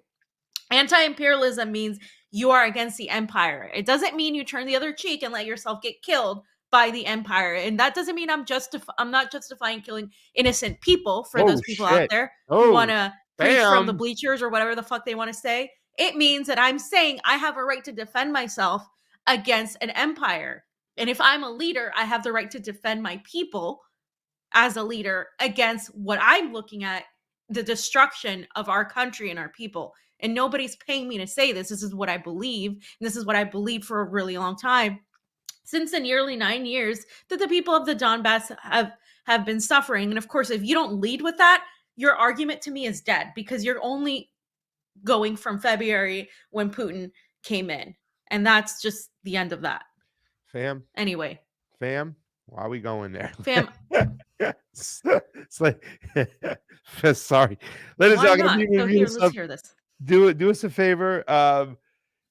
Like it, share it. We're on. Listen, if you're on Rockfin, go over there. If you're a premium member, go help us out. Go join up to be a premium member, and go watch it over there. That's how we make money on that platform. We got to keep the lights and the electricity on. If not, there's some new talking going on. I believe Fred Edward, our boy, is over on Rumble. Fred, I don't know if there's admins on Rumble or whatnot and stuff, but we're going to do that. We're going to have to make you an admin over there. Let's go hang out with Fred Edward, one of our good old-time school people on Rumble. And if you want to go hang out on the YouTubes, go over there. You got Jilly Love, Lucky Burrito, all our friends and fam over there. We love you. But Fred did make an interesting point. He is on Rumble because we start trending towards the topics that we can't go on YouTube, but we'll be okay for today. But Friday might be a little bit different. We got to see what's going on. We might have some great guests. There's so much stuff going on. The reasons why you watch the Convo Couch are really coming into fruition today and Friday. This is why you give us the coin to get up off our asses and go to Latin America. So many things that are going on, guys. Peru, Brazil, Argentina. We have connections there. We've gone to some of these places. We're going to go to the other places. But let's finish up on America's favorite cokehead, Zelensky, fam. I'm going to play this right now. Сьогодні відбулось засідання РНБО. Засідання, на якому ми розглянули численні факти зв'язків окремих релігійних кіл в Україні з державою-агресором. На жаль, навіть російський терор і повномасштабна війна не переконали деяких діячів в тому, що варто подолати спокусу зла. Що ж, маємо створити такі умови, коли будь-які залежні від держави-агресора діячі не матимуть жодної можливості маніпулювати українцями і послаблювати Україну зсередини. Отже, перше, РНБО доручила уряду внести на розгляд Верховної Ради законопроект щодо унеможливлення діяльності в Україні афільованих із центрами впливу в Російській Федерації релігійних організацій. Друге, Державній службі з етнополітики та свободи совісті забезпечити проведення релігієзнавчої експертизи статуту про управління УПЦ на наявність церковно-канонічного зв'язку з Московським патріархатом за необхідності вжити передбаченим законом заходів.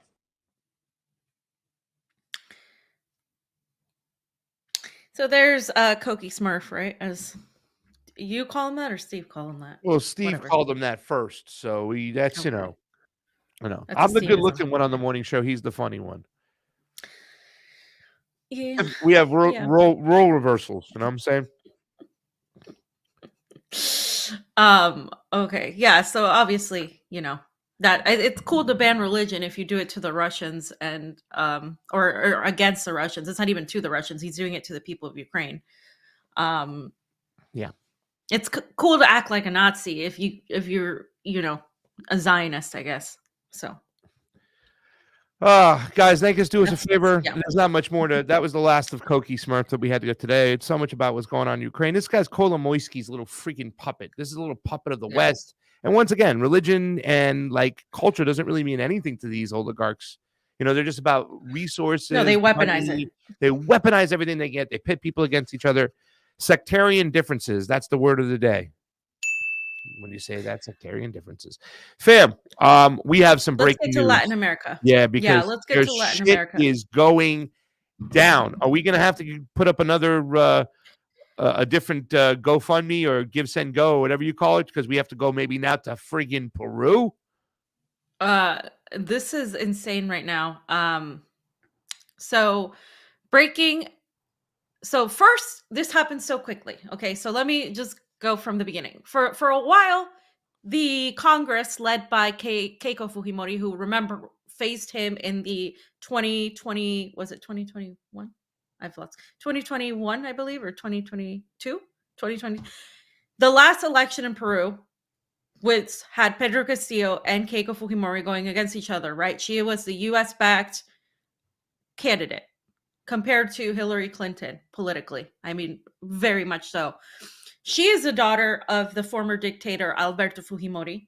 She leads the Congress. She has a majority in Congress. She has been leading a complete and total just crusade against this dude. They've been trying to get rid of him from the moment he stepped into office. And today they have achieved that.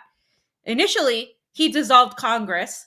Now, fam, a lot of our anti-imperialist chat was theorizing, was this all part of a plan from the beginning? Because that's what it seems like. So he apparently dissolved Congress and read a pamphlet, right? He read from this pamphlet. And if you watch the video where he's speaking Spanish, you see him shaking. The paper is shaking. He's like this, okay?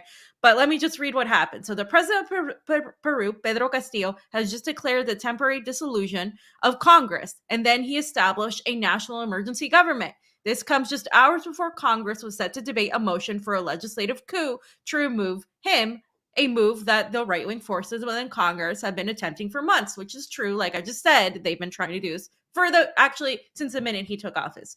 Now, he did this and he read from this pamphlet, and we were watching the video. He seems to be shaking, right? And so in our little chat, it was like, well, is he shaking because he's angry, or is he shaking because he's been threatened? And this was the plan from the beginning, because right after this, guys, and you can see what he read. Let's go ahead and watch the second video, right? The video that's translated, I think, from Saskatchewan News. The second link, here? It's a Twitter. It's on the document. Second link. Yeah. My bad. I'm sorry.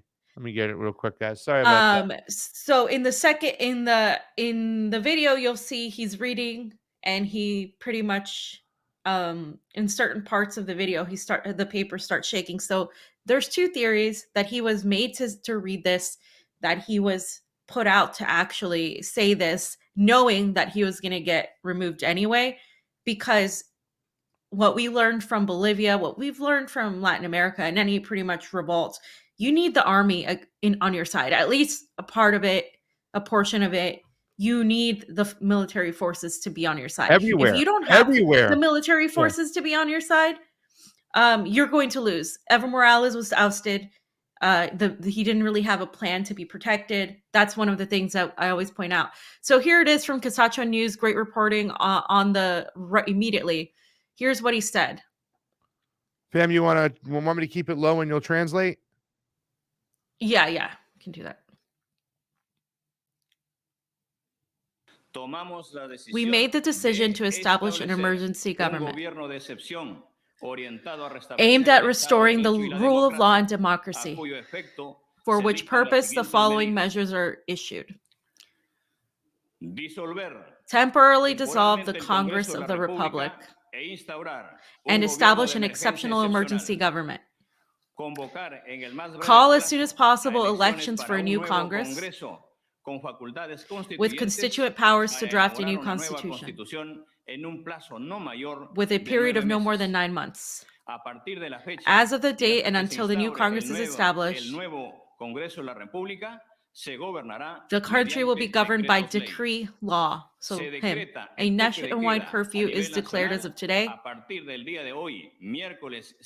Wednesday, December 7th, 2022, from 10 p.m. to 4 a.m. the following day. The following are declared to be left in the organization: the justice system, the judiciary, the public ministry, the National Board of Justice, and the Constitutional Court. So he did all this, right? And he read this, but you can see, I don't know if you noticed, the paper was sort of shaking. So people were wondering, did he actually say this? Like, was this actually something he intended to do? Or was he actually pushed to do this, knowing that either way he was gone? I think he was doing this and he was getting nervous, knowing that once he does this and tries to get to snap elections, that they're going to take him under custody. They're going to turn on him right away. I think he knew, but he's just trying to throw that it's the last bit of past, right? It's that last. Exactly. It was like he should have done this before. He should have done this before. This is the kind of action he needed to do a long time ago. And he has been seen even by his supporters as not strong enough to take on, because Peru is basically the opposite problem that you have in a lot of countries is you have the executive being too powerful. In Peru, Congress is too powerful. They literally hold all the cards. They have removed the last few presidents constantly. I mean, I haven't seen the last I think we've gone through like 5 presidents in the last like few years. That is just unheard of. So because the Congress decides who they want and who they don't want. And who's in charge of Congress is Keiko. She has been trying to get rid of him. She wanted to overturn the elections, if you guys recall. She's got a ton of power. And she's got more power than he does at this point. So what happens is now he was removed and he was arrested. So here it is. Breaking news, Pedro Castillo has been arrested. This is now a coup because he was removed by Congress. And he's being held in the police station located on Avenida España in the Ciudad de Lima, in the city of Lima. This is following the vote by the majority of the right-wing Congress to oust him via a legislative coup. The military and the police have declared their support for the Congress. This is according to Peruvian media. So again, if you don't have the police and if you don't have the military, especially in these countries where this is what you need, they're going to turn on you. And unfortunately, even though the military had released these decrees saying, well, we're going to support what we need to support, it turns out they were always in the pocket of Congress. So if you guys notice, instead of, from the moment he said, I'm going to rule by decree, we're going to abolish Congress and elect a new Congress, that's a good idea, because you would have gotten rid of all those people that pretty much wanted to oust him. But they literally didn't respect that. Congress did what they were going to do anyway, is the attempt to coup him. And then immediately what happens is the vice president becomes president. And then Congress is obviously going to try to this whole entire coup against him. And he has to flee. His family has already fled the palace. This is a coup. People are always saying, well, is this CIA? Is the CIA involved? I don't know at this point, but I do know that Keiko is backed by the multinational corporations. She's backed by private industry, that whole sector that wants to keep Peru in the neoliberal area that it has been forever. And this is like the one thing, like even from the time of Simon Bolivar, actually, when Simon Bolivar had already liberated Venezuela, had already liberated Colombia, Quito, Ecuador, he came to Peru and he ran into some trouble because Peru was where the Virreinato was, so the center of the Spanish crown was, and they were the hardest to get rid of because they were so loyal to the crown, and that element of loyalty to the West has remained there for so long, and it's just disgusting, and it really irritates the hell out of me because it's like these people just like go along with whatever the West wants, and like it's kind of like the United States. I just get so angry because it's like they're going against their own interests, and obviously they just get led by the media there that's bought it's just so much propaganda as well against Castillo because of his native origin. So there's those racist elements as well. The elements of poor people that we see in Brazil, must be corrupt. Yeah, this guy's corrupt. The same element that was used against Lula, this guy's corrupt. They were trying to charge him with all these things that saying that he took money and blah, blah, blah. Kind of the same thing. So Castillo wasn't as strong of a leader, though. He didn't really make people feel like he could take on Congress. I just want to piggyback on what you're saying right there before we get to Castillo. But when you go there, you can sense the way Peru is tied to the West. Not just the COVID protocols that are amped up, that you can't go into a mall without one mask. You need two masks on. But like when we went to the malls there and stuff, and all the corporate businesses are there, you can tell they are tied to the West. It very much feels like they are still entrenched with Western politics, Western ideology. And then, yes, please continue on with Castillo, because then I'll piggyback on that, because we talked about that. When we talked to waiters, bartenders, all that kind of things, and their opinions about Castillo, fam. Please go right ahead. Well, yeah, their opinions about Castillo. We're afraid he's going to bring communism into Peru, blah, blah, blah. Castillo's not a communist. I mean, he even comes from more of like a rural background. So like a strike, like a union, I would compare him to like a union striker, teacher, something like that. Like he's definitely nowhere near anything that revolutionary, but he was definitely more on the side of, hey, we are poor people living in a rich country. So why are our resources being used to benefit the West instead of the people of this country, which any country, by the way, should want? Like, why are our resources being used to benefit outside countries? We need to first take care of our people, and then we can help other countries. Obviously, Peru is one of the areas where that's exploited for the natural resources, just like Bolivia is, and Chile as well has been, and parts of Brazil as well. These are resource-rich countries that have all of these minerals and all of these things that are going to be really, really essential for the future when we're talking about rocks and minerals and things that want to be used for technology like lithium, copper, that sort of thing.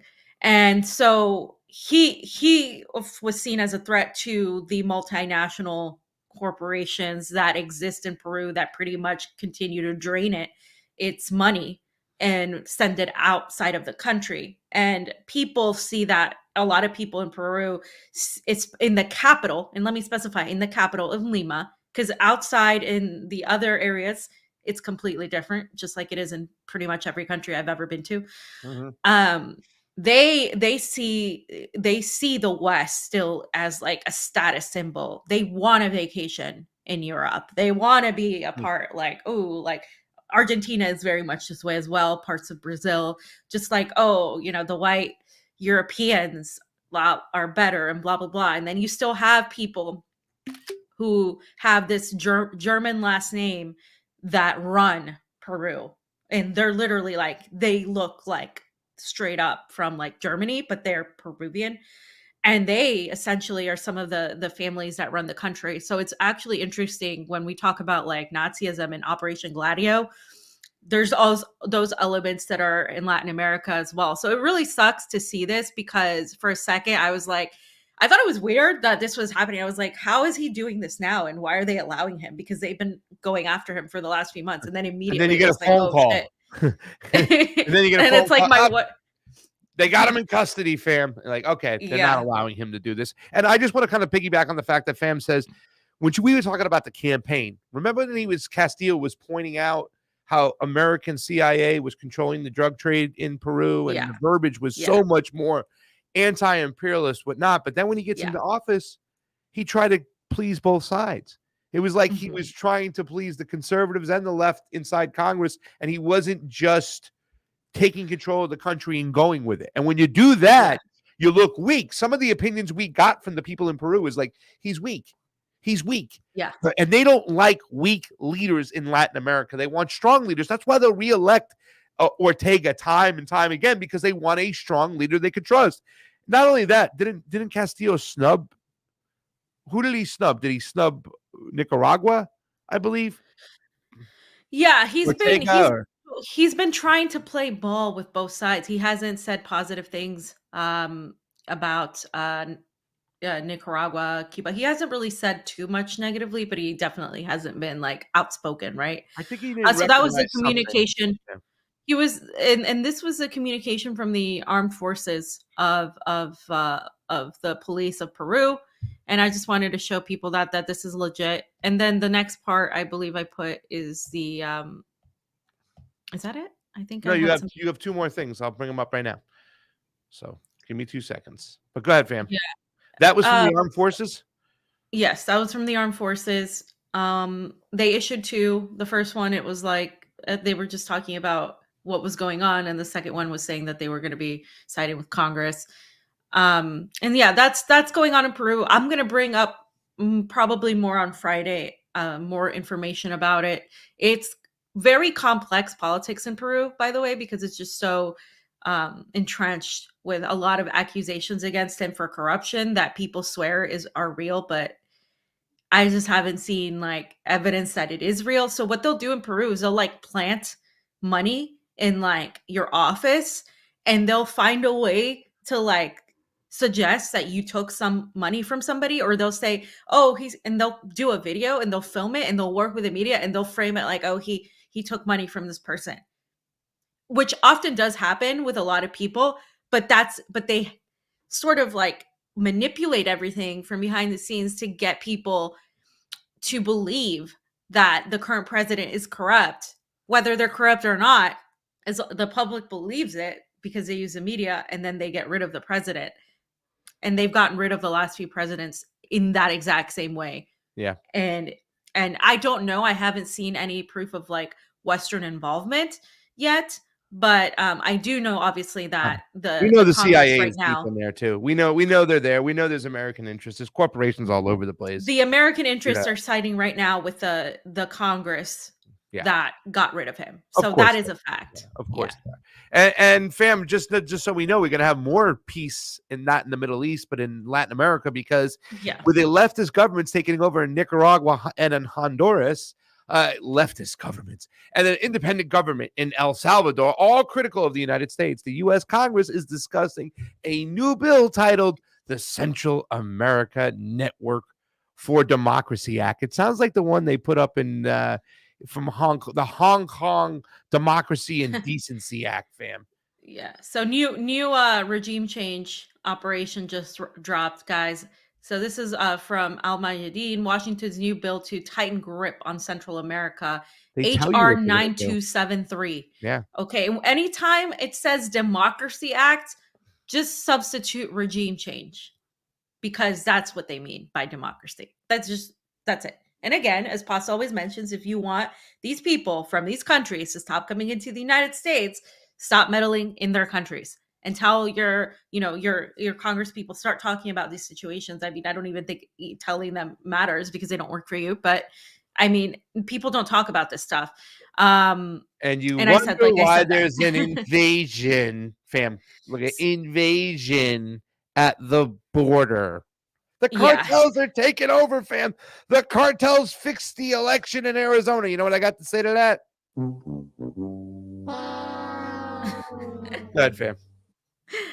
Like I said, if you haven't caught on by now, anytime the word democracy is in an actor bill, you can be sure it actually stands for regime change. And notice they included El Salvador in this. Why? Because El Salvador is independent. They are not, even if they're, if you don't like Bukele, he's not liked by the IMF. He's not liked by the West either. He's not a leftist, but he's also not beloved by these neoliberal globalist type of characters. Because it's And not then you have, about of course, culture, religion, or ism.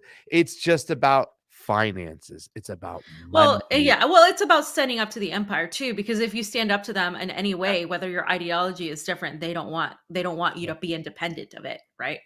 So that's what's happening in Central America, and I'm sure Terry will be talking more about this, all of this stuff, in the next few weeks. So be sure to catch what the F is happening in Latin America Please. tomorrow at Yes. 7 p.m. Eastern, right? Or Pacific Eastern, I believe. I don't. No. Damn I it. think 7 Let me go Pacific, take a look and I'll grab the 4 thumbnail. p.m. Eastern. Really Yes, make quick. sure so I know. Yeah. I'll talk go ahead about and this talk about because this. This is some breaking news, ladies and gentlemen. This is Yeah. once again. Who does this remind you of? Does this remind you of Lula? I don't know. All of this that's happening in Latin America. I mean, this is all what it comes down to. Again, they accuse these people of corruption.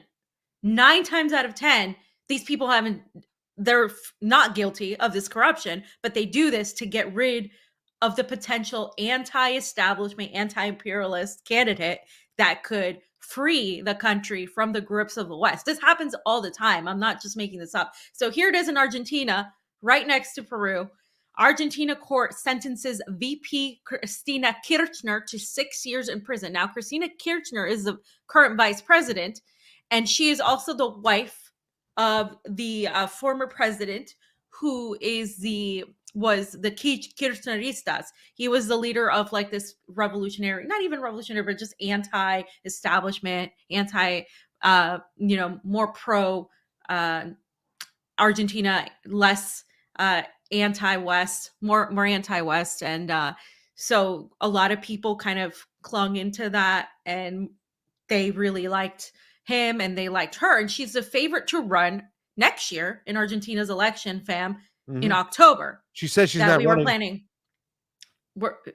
We were planning on going to, right? Yes. So this is what happened. A federal court in Argentina has found Vice President Cristina Fernandez de Kirchner guilty in a high-profile corruption case, sentencing the influential politician to 6 years in prison and disqualifying her from holding public office.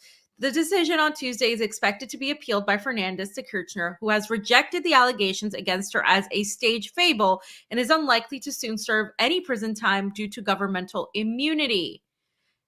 And if you scroll down a little bit, the 3-judge panel declared her guilty of fraudulent administration over irregular public works contracts that were awarded during her time as president between 2007 and 2015, but rejected a charge of running a criminal organization. How nice of them, fam. How nice of them to only put half the bullshit on her instead of all of it. Oh, it's no bid contracts going on. This is like the same thing that happened with Lula, but don't get me wrong, fam. In 8 years, when she gets out and when she's running again or whatever's going on, or when in another election, and the friggin' donkeys in this country that are just so duped by waving their finger and blaming a communist for everything, they'll say she's all CIA and none of this ever happened and whatnot. You talk to a lot of people about Brazil right now that are on that side about, this is the globalists taking over. They don't even know that Lula went to jail at behest of the fucking State Department. They don't even know this shit. Just ignorant on this shit. And this is the same thing happening over right now. It's like we're telling you in slow motion what's happening, ladies and gentlemen. In slow friggin' motion now. So I just want to point out something that's important. This came after 2 days, 48 hours, after there was a publication of audio that linked the top judges and the businessmen close to Mauricio Marci, which is her rival, and the right-wing opposition in the country. And when we're talking about right-wing opposition in Latin America, I have to reiterate this. We're talking about pro-West, neoliberal, oftentimes paramilitary opposition. Yeah. We're talking about opposition that is backed by the State Department, Yeah. backed by the CIA. We're not just saying, ideologically they're right wing. We're talking about where the money ties are, the influence, the NED. We're talking about these oppositions. And so it's interesting to me that this came right after there was exposure of corruption against her rivals. And I think it's important to point that out because people see this and they're like, oh, yeah. You'll see on Twitter, anytime I post about her or about anybody, oh, yeah, but they were corrupt. She was actually really corrupt. And it'll be like some random account with no followers. It's like, okay, yeah. Oh, yes, I'm Argentinian, but it's like you live in like Langley. I honestly, it's just hilarious, but it happens all the time. So what we're going to be watching Argentina. We're going to be watching Peru. We're going to be watching Central America. Because right now, Latin America is moving away from the United States, as we can see, from the West in general, but from the United States. They have elected people that, for better or worse, however you like them or not, are actually trying to make connections with China, largely. China would be number one. And they have decent relations with Russia. In fact, if you have a Peruvian passport and you go to Russia, you can like come in with like nothing. You don't need a visa. You need nothing. And I learned this, and even my dad has said, oh yeah, Peru and Russia have had good relations for a while. So it's really interesting.